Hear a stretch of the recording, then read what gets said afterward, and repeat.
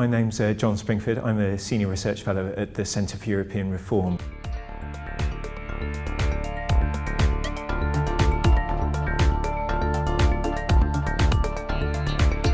So the idea behind the research was to ask if Britain were to leave the EU, would it be possible to engineer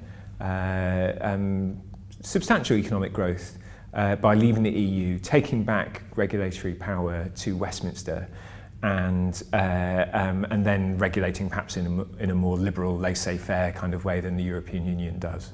A single market is quite different to a free trade area. So the idea of a single market is that you have regulatory alignment among the member states which take part in it in order to be able to reduce what are called non-tariff barriers to trade. You're trying to ensure that, let's say, a good is produced in the UK, that it's possible to sell it in Germany without getting in the way of their health and safety laws or other kinds of safety standards or something. And a lot of participants in the debate say, well, EU regulation is costly to the British economy, and so if we left, then we could get rid of that regulation, we could engineer a boost to GDP.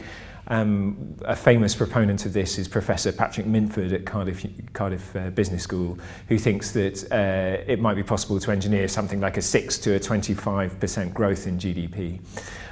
The problem with his ideas are that they're based on this assumption of perfect competition, that the reason why, for example, prices are higher within the European Union than they are across the globe is simply because competition is being constrained in the European Union by regulation and also by tariffs around the outside.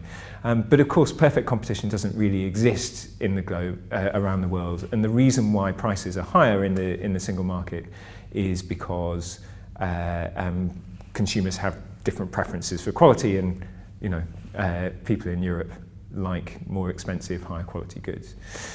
So we can discount the idea that it's just basically a huge cost.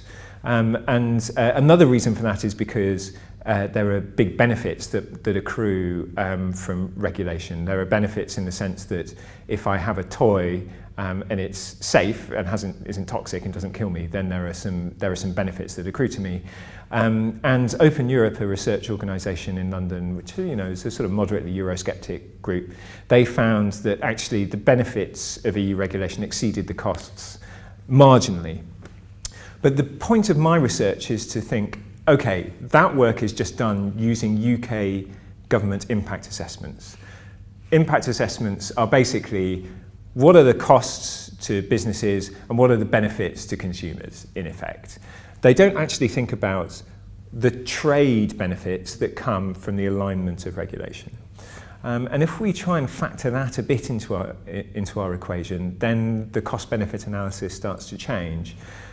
One way that we can think about that is, have trade costs between, say, Britain and the European Union been reduced over time?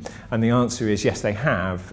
Since between 1995 and 2010, the latest year that we've got data, they've fallen by about 15%. And compared to the OECD and emerging economies, they've been relatively static. The European Union's attempt to try and reduce trade costs have had a pretty big impact. They have actually reduced the cost of doing business between Britain and the rest of the European Union. So we have to add that to the benefit column, as well as the cost to businesses of having to comply with regulation.